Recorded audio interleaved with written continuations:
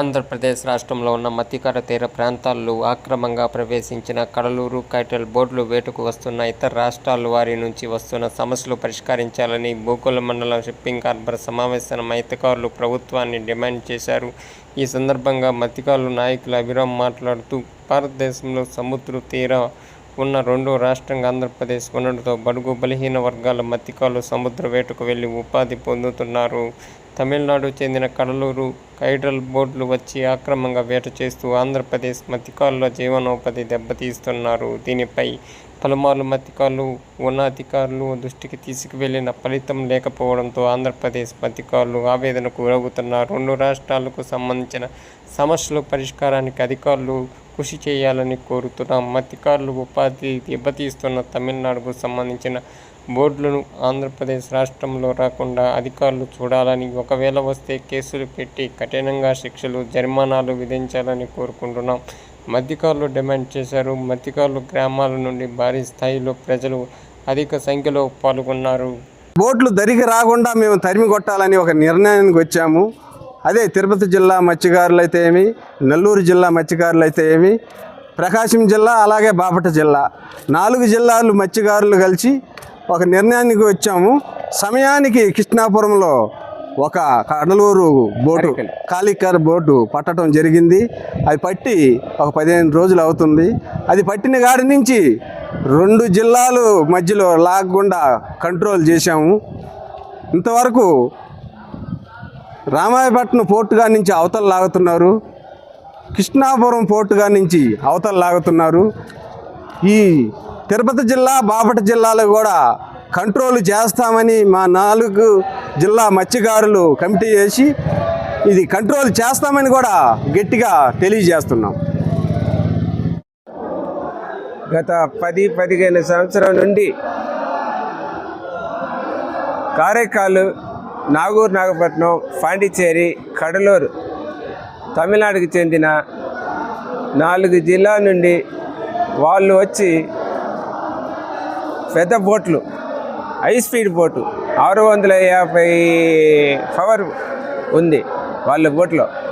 మా తీరులో ఉన్నటువంటి నెల్లూరు జిల్లా, ప్రకాశం జిల్లా, తిరుపతి జిల్లా, బాపట్ల జిల్లా 4 జిల్లాల నుండి కనీసం 121 గ్రామాలు ఉంది. గ్రామాల్లో మా వాళ్ళందరూ చిన్న ఫైబర్ బోట్లు మా వాళ్ళకి ఉండేది. దాంట్లో 10 HP ఇంజిన్లో రోజు ఉదయం వేటకి పోతే సాయంత్రానికి వచ్చేస్తారు. మళ్ళీ సాయంత్రం వేటకి పోతే మళ్ళీ రాత్రి 8-9 గంటలకి మా వాళ్ళు అందరూ వచ్చేస్తున్నారు ఊర్లకి. అయితే గత 10 సంవత్సరాల నుండి ఆ కారైకాలు బోట్లు మన ఆంధ్ర రాష్ట్రంలో తీరం ఒడ్డు దగ్గర వచ్చి వాళ్ళు లాక్కుని పోతున్నారు. మా వాళ్ళు ఫైబర్ బోట్లో వేట చేస్తే వాళ్ళు వదిలి ఉంటే వాళ్ళు లాక్కుని పోతున్నారు.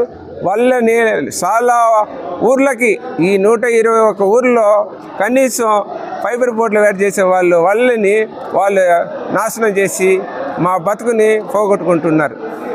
తర్వాత వాళ్ళ వల్ల మన దగ్గర పోయినా కూడా మన వల్ల చించేస్తే వాళ్ళు లాక్కుని పోయి వాళ్ళ బోటు దగ్గర పోతే వాళ్ళు రాడ్లు, కర్రలు, తర్వాత విల్లు వేసి కొట్టేది నెట్టుగా వాళ్ళు గోళీలు, ఇలాంటి ఆయుధాలు మన మీద వాళ్ళు పెడుతున్నారు. మన వాళ్ళని చంపే ప్రయత్నంలో వాళ్ళు చేస్తున్నారు. కనీసం తీరులో ఇలాంటి జరుగుతుందని ప్రభుత్వ అధికారులకి, ఎమ్మెల్యేకి, ఎంపీలకి, రాష్ట్ర సీఎం వారికి అందరికీ కూడా ఎన్నోసార్లు మాకు ఉన్న కష్టాలని వీళ్ళకి తెలియజేసాము. వాళ్ళు మా తీరులో ఉన్నటువంటి మత్స్యకారుల్ని ఏ విధంగా కూడా వాళ్ళకి న్యాయం చేయాలని ముందుకు రాలా. ఎన్నోసార్లు ఇచ్చినా కూడా వాళ్ళు ఏమో పట్టపల్లిని మత్స్యకారులని మేము చెప్పిన అర్జీలు ఎన్ని ఇచ్చినా కూడా మాకు సక్రంగా మమ్మల్ని పట్టుకుని వాళ్ళు దీనికి సరైన మార్గం చూపిలా. తర్వాత ఇలాంటి ఇబ్బందులకు కనీసం 10 సంవత్సరాల నుంచి తీరంలో ఉన్నటువంటి మత్స్యకారుల గ్రామాల్లో వేటకు పోయే వాళ్ళందరూ కూడా చాలా ఇబ్బందులు పడుతున్నాము. ఈ మధ్య 15 రోజులు అవుతుంది కారైకాలు బోటు ఒకటి పట్టారు మా వాళ్ళు.